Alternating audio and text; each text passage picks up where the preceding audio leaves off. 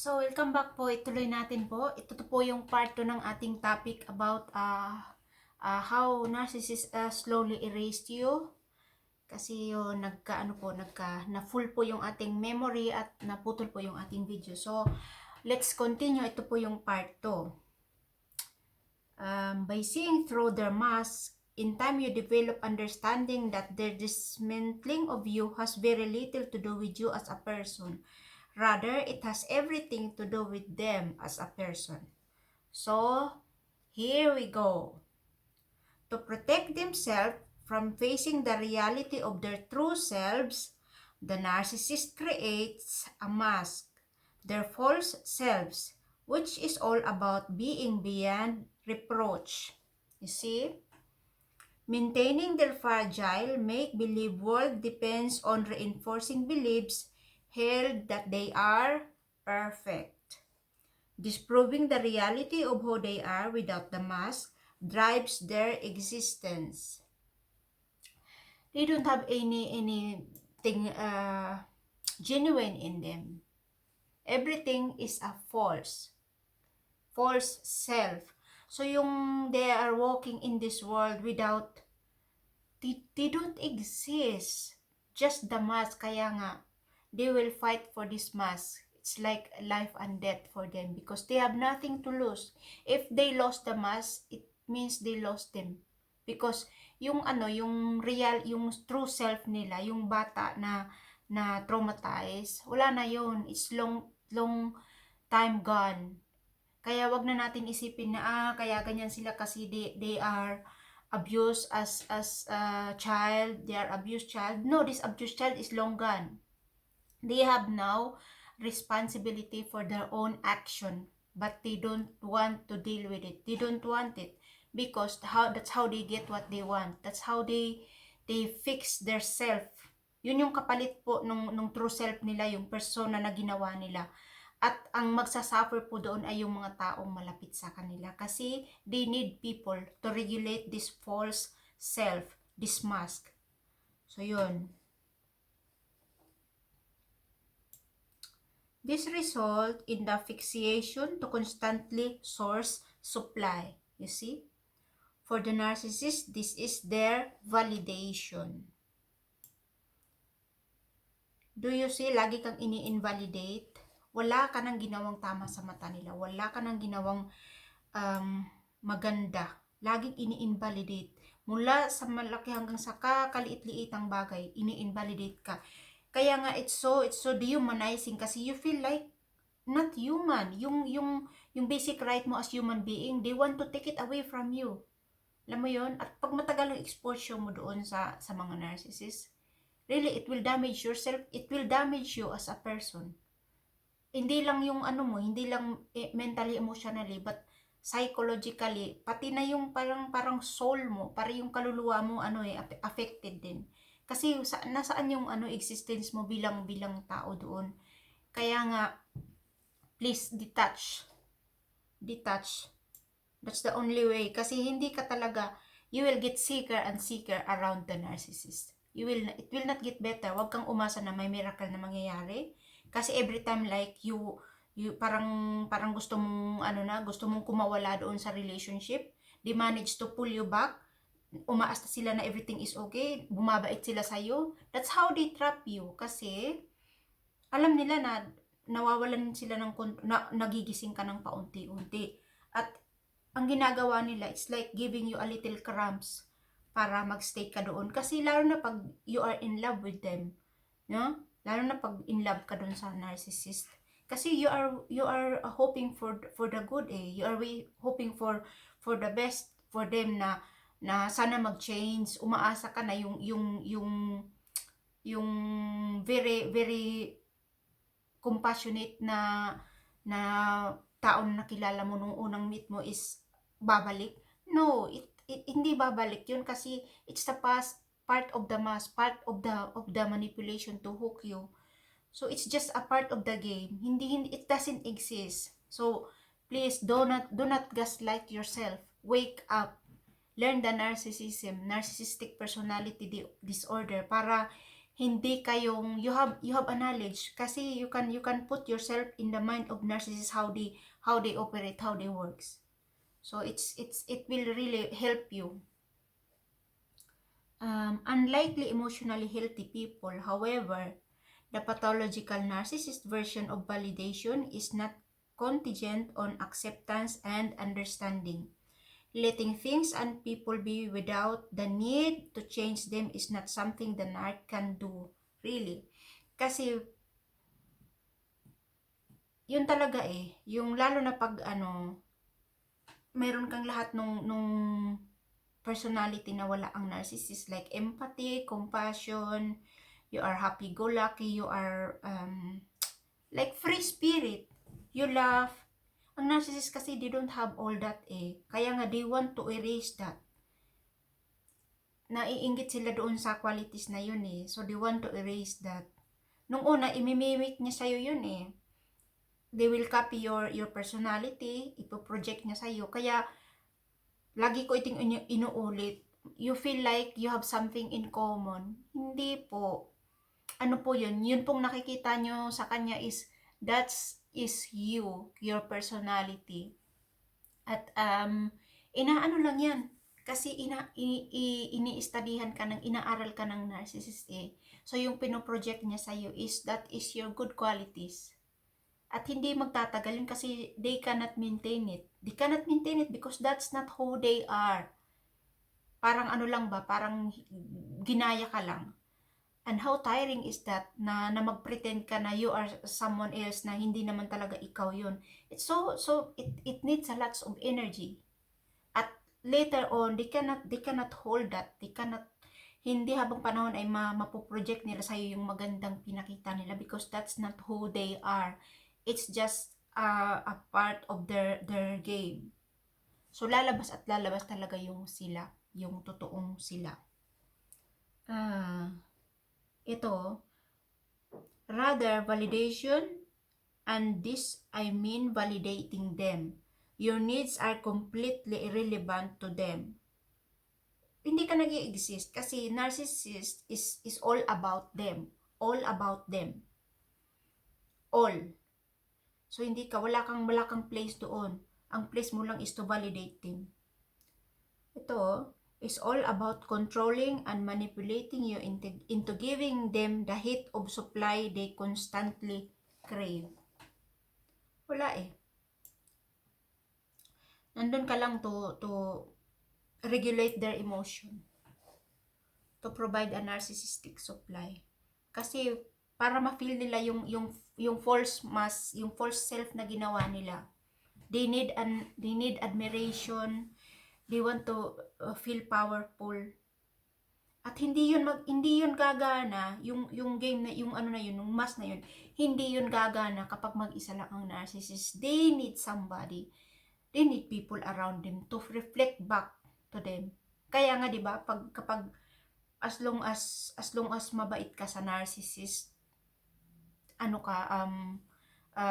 they are okay to you kasi okay sila sa iyo kasi you are giving them this you're feeding them this narcissistic supply. That's all they need from you.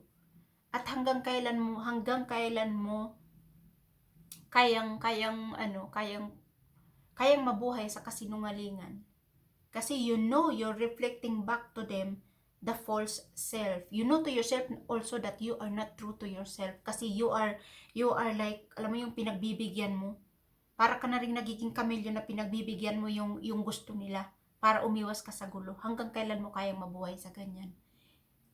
Mauubos ka. Like, believe me, mauubos ka. At you will suppress, you are suppressing yourself para walang gulo. Kasi you think it doesn't get any better. Lalo lang pinapalala mo lang ang sitwasyon at lalo mo lang nilalaliman yung hole, yung hukay na ginawa ng narcissist para sa iyo. Kasi darating at marami talaga ang hindi na nakalabas sa trap na ginawa ng narcissist. They lost themselves.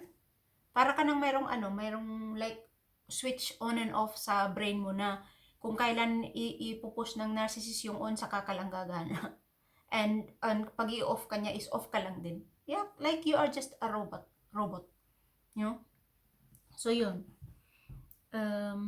because supply is needed for their survival, they will score it at any cost. See? The hunt for validation is an obsession for the narcissist. This is how it plays out. Narcissistic invalidation in action. Ito po yung ginagawa nila. Denial. Thing is being perfect is not a thing. You and I know this, but the pathological narcissist cannot accept this. It's therefore unsurprising that pursuing substantiation of being such mythical being is fraught with difficulties that cannot be resolved. To handle these inconveniences during the genesis of the disorder, the pathological narcissist divided the world into two extremes, the good and the bad, the perfect and deeply irrevocably flawed, the black and white. Ganyan po sila mag-isip. Walang in the middle. They are black and white thinking. To handle this inconvenience during the, tapos na tayo dito. This need to allocate people, things, and events into the two extremes due to the inability to intellectual integrate both negative and positive qualities in the one entity is referred to as splitting. Wow. Obviously, the pathological narcissist allocates themselves to all good, perfect category. And those who validate this view are of value to the narc, often idealized. Yeah. Kapag nag-agree ka doon, you are belong to their inner circle. Kasi may pakinabang ka eh. You are giving them this supply, this false self is running because of you projecting to them that they are real. However, anyone who does not support this view is rejected, devalued, and assigned the all bad label. Yun na. You don't have any right to be you as human being. Kasi once na you disagree, you are worst enemy for the narcissist. This stunted and polarized thinking of the pathological narcissist is actually quite simple once decoded, albeit completely illogical and disordered, of course. It goes like this. To retain beliefs in always being right and superior means that anyone who knowingly or unknowingly challenges these points must be wrong and inferior. Facts and logic don't play into it. The only thing that matters is that your thoughts, feelings, and experiences are negated. For an example of this in action, devaluation takes place by invalidating you, which to disordered mind of the narcissist validates their elevated status. My God. Unfounded contrarians reaches new heights in the world of narcissists. And this is the foundation of narcissist invalidation. In their minds, by denying you in a relation to whatever means you cannot catch them out on their own denial about who they really are. Do not try to like talk to them and make sense of everything kasi it's just a waste of time. It's just a waste of time because narcissists, they have their own role. Like, alam mo yung they are running from the truth, and you as a like person with moral, with integrity, lalo kung hindi mo pa alam gaano ka disordered yung dinidil mo na narcissist, na wala kang knowledge na they are a narcissist, you are trying to make a point in them. Forget that kasi it will not go good for you. Maano ka lang, madidrain lang yung energy because narcissists, they have their own rule. Like they are running, no? They are running and you are teasing them to show them this point from your perspective. Wag na kasi narcissist, like they are pushing the new role. Once you catch up the narcissist, they're pushing the new role. So it's like the few seconds ago, it doesn't exist. This comes a new role in their mind. So don't play that game. Don't play that game. That's you have to walk out from that vortex kasi hindi ka talaga mananalo diyan. That's the narcissist playground. Hindi ka mananalo diyan. Detach. Sa una talaga hindi siya magandang ano kasi it will really mess up your head. Kaya nga ang advice po ng mga professional is to go and for a therapy. Kasi you are in the world, narcissist world. You was there, and it really disoriented, disordered view. Alam mo yun? Kasi once you understood the narcissistic abuse, you was there. You understand how they play. You understand the world. At yun ang when you back to reality. Yun ang hindi mo ma-wrap up sa mind mo. Paano mo yun na ano? Kaya nga ang sabi nila, therapy will help you. And you know what helps me a lot is reading article like this. Because it validates my experience. And sayang naman yung natutunan ko kung hindi ko po siya ibabahagi kasi for me it's like a spiritual awakening na devil exists. Evil exists in form of human. So yun po ang wag natin babaliwalain kasi they are everywhere. So saan ba yun?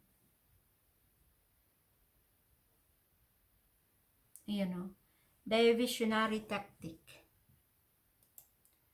So, where established the narcissist obsession for validation of the false self in order to deny the real self as the driver of their compulsive behavior. I know it's mouthful. Things is that which they madly try to protect themselves from reality. Yeah, narcissism po is defense mechanism. They are running from their own self, from their own. It's a defense mechanism. The truth for the narcissist is like giving the mirror. They see the real, no? So, wala. It's a defense mechanism. That's how they are. And they don't know anything about. Kasi sila mismo hindi nila nakikita yung totoong potential nila eh. You know? Ito na. Thing is that which they madly try to protect themselves from reality, simultaneously a level of awareness of their truth shadows their existence. This makes them hypersensitive to anything that has the potential to bring this to light. Yeah. Kasi they are full of darkness. So once you bring it to light, you are the worst enemy. But we have to share this awareness kasi they are everywhere eh, and they never stop. Yung narcissistic supply po kasi is for them like a food. They need it to survive. So lahat po ng masasagi nila. Maswerte ka kung kung short time lang exposure mo sa kanila. But imagine if you are living with them. You are close to them. Imagine that. And they are 24/7 working to mindfuck you. It's not good. Ito na. This is that This makes them tapos na tayo dito. Yeah. This makes them hypersensitive to anything that has potential to bring this to light. In addition to denying the truth, invalidation is used to exert and maintain to control over you. Yun po talaga ang main dito is to control you kasi kaya nga yung gaslighting once kasi yung narcissist they know the truth. I mean, they know the truth, but they want you to buy the alternative reality because truth is so painful for them. Truth is so painful. Hindi nila kayang kasi if you show them the truth, it will shatter their persona, this false self, and they have nothing to lose. They have only this false self. So it's too much. Kaya nga once we understood, once na naintindihan natin, inaral natin na ganun pala, we will not take it personally because that's how they are. Anytime they feel suspicion, you may be sniffing out who they really are. By invalidating you, your attention is diverted to refocus on what's wrong with you. Yeah, kasi kaya nga ini-invalidate ka para ma-distract ka. Instead nakafocus ka sa kanila, you focus on yourself. What's wrong with me? It's a deflecting tactic. Projecting. No?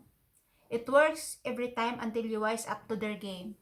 Exactly. And I was in this game na wala akong kaalam-alam. I know something is wrong, something is off. But I don't know. That time I don't know. I don't have any knowledge about narcissism. I don't even know this narcissist word exists. Hindi ko alam talaga yan before. And when I was in that like a vampire world, Twilight Zone, I really like want to understand. I want to understand what happened to me. Kasi I cannot just leave it like that. I want to understand. Kasi I want to work on myself also. Why I allow that to happen? No?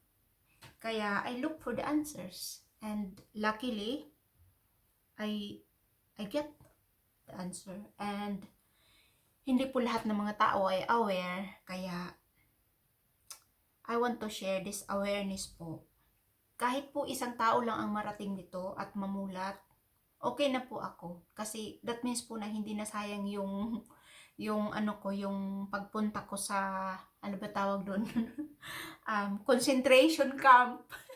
So hindi siya masasayang because as much as possible, kahit isang tao lang, like I will show this person na don't go in this way kasi I've been there. Alam mo yun? Although hindi naman lahat masisave natin, but at least one na may idea. Kasi I know narcissists are very dangerous and they manage, no? Nako, 23 minutes na pala. So yun. Yeah. It works every time until you wise up their game. It is so effective because through the abuse, the narcissist has been training you to react emotionally to any triggers that targets your vulnerabilities. Yeah, I notice it. I notice it that they have a power like pushing my buttons and then like, why am I reacting this way? Yung pala, they are laughing every time I react. They are laughing because they think they have power over me. But I take my power back, and nobody can take it away from me. Ito, the program is undertaken for the very purpose of derailing you, of diverting you when required.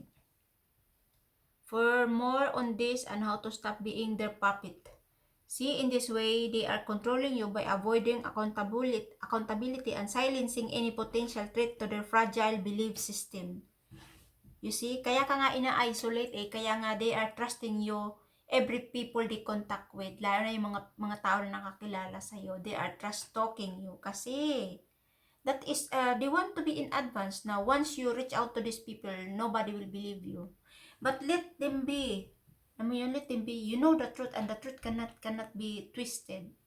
Hold on to that truth. Kahit ikaw lang na mag-isa sa mundo ang naniniwala sa sarili mo, because you know how what you've been, no? Alam mo kung ano yung nangyari sa iyo, and that's enough. Trust yourself. Do not buy for that gaslighting. No. Know who you are. Ito no. See, in this way, they are controlling you by avoiding accountability, uh, silencing any potential threat to their fragile belief system. By avoiding you, your experiences, thoughts, and emotions, they make the issue go away. Yeah, kaya ka nga ini-invalidate, tinitira ka ng sobrang personal na masasakit na salita. Kasi once you are down, you will focus on that pain in you, not on the reality. It's defense mechanism. Narcissism is defense mechanism. Ito, the ultimate red herring. In doing this, they are also erasing all that makes you you. And do not let them. Spotting narcissist invalidation. So now we're clear, my invalidation and the narcissist go hand in hand. Let's check out examples so you can pause, assess when it's happening, and learn to detach from their abuse, thereby neutralizing its impact.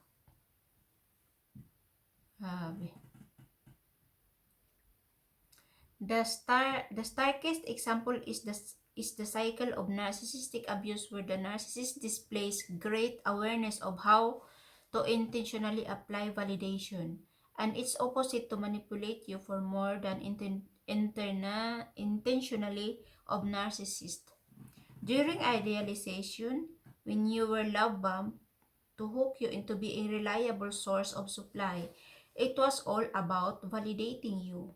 Yeah, yun naman sa umpisa eh. Kaya nga you feel good nung umpisa kasi like nakatagpo ka ng tao na o kaibigan na sobrang napakabait kasi they invalidate you. To successfully reel you into the relationship, the narc was hyper-focused on making you feel acknowledged. Nilalabang ka. Pinapatigim ka nila ng that is for narcissistic supply. That's how they feel. You feel good. That's for the narcissist. Yan ang tinatawag na narcissistic supply. Making you feel acknowledged, valued, listened to, cared for, accepted, and understood. Enter devaluation and discard. The flip has taken place. More on this within from soulmate to worthless. Validation, no longer needed once you are hooked, is ditched. Invalidation becomes the norm to break down your strength and identity so that you remain dependent and compliant as a source of supply. Now you face relentless. Kaya nga they are dangerous. Delikado po.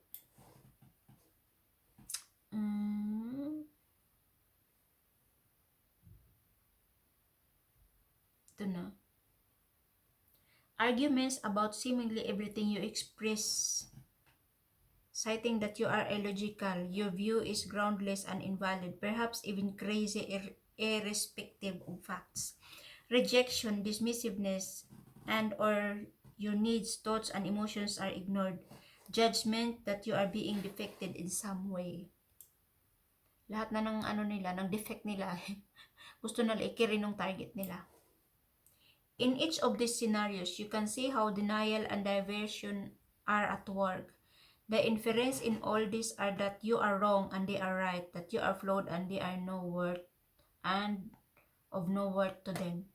Drilling down further, you know these tactics are being used when you hear things like, "You shouldn't feel that way. You're overreacting. You're too sensitive. You take things too seriously. You're wrong. That isn't how you feel. This is how you feel. You have no right to feel that way. I've never said that. That never happened. It's all in your head. It wasn't that bad. You have things so much better than others. You should be grateful for everything I do for you." Yan, yung mga nila, tactic gaslighting nila. Nobody else agrees with you. There's something wrong with you. You've got big problems. You're crazy. Get over it already. I'm not going to talk to you about this. Conversely, you could hear nothing at all. Crickets. Body language and silence, however, are just as potent in negating your word, arguably more so than carefully selected poison words. Grabe. Grabe talaga. Saan ba yun? When we internalize it. Ito, maganda to. Ultimately, narcissistic invalidation serves to convey that your value exists only within the context of narc's own needs. Any incompatibility with this is not permitted. Devastatingly, the invalidation are punished with condition you to comply by suppressing all that makes you you. My good, really, I was in this like I am suppressing myself para walang gulo. I'm suppressing myself, my own needs, my basic needs as a human being, respect. I'm suppressing para walang gulo because I don't know how to react, no? I don't know how to, no? Because I don't know, I was in that mind game. But yeah. So, yon.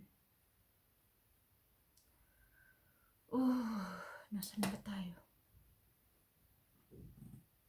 When your own needs, thoughts, experiences, and emotions are voided to be replaced by those of the narc, you have effectively been erased. Know that even if you feel somewhat transparent already, you can reclaim all that is you. You do this by first practicing building awareness of their abuse and detaching from it using tools provided in links. Go just once, do not let yourself go. Keep up the fight for yourself. Of course, the world needs you in it. You need you in it. Yeah.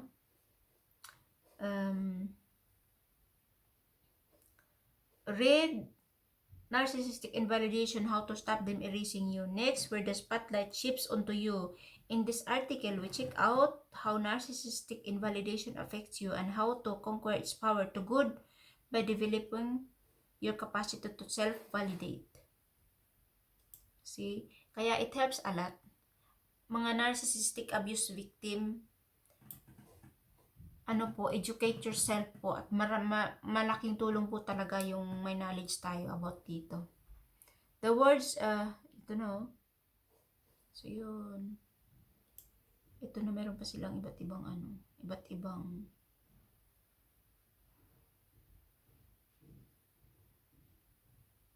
as with most topics I write on the exposed, tapos na, hindi ko na ito babasahin kasi medyo mahaba na yung natin. So, yun. I just hope po na may natutunan po tayo sa video na ito. And I hope po na kahit isang tao lang ang marating nito at magkaroon po ng awareness, ay okay na po sa akin. I am doing this to share awareness po and nothing else. Just good intention po. Share awareness and let people help people heal themselves din po sa mararating po ng video na ito. Do not lose yourself. You are powerful than you think. Like really, you are powerful than, kung may narcissist kayo sa buhay nyo, believe me, you are powerful than them. Far more powerful than them. They are using you because they are weak. They are nothing to offer. They are empty inside. They are empty shell. Narcissists are just false self. So, thank you very much po for being with me on this video. I hope po may natutunan tayo. Love yourself first po. Unahin natin ang ating mga sarili bago ibang tao. Thank you so much for watching. Bye!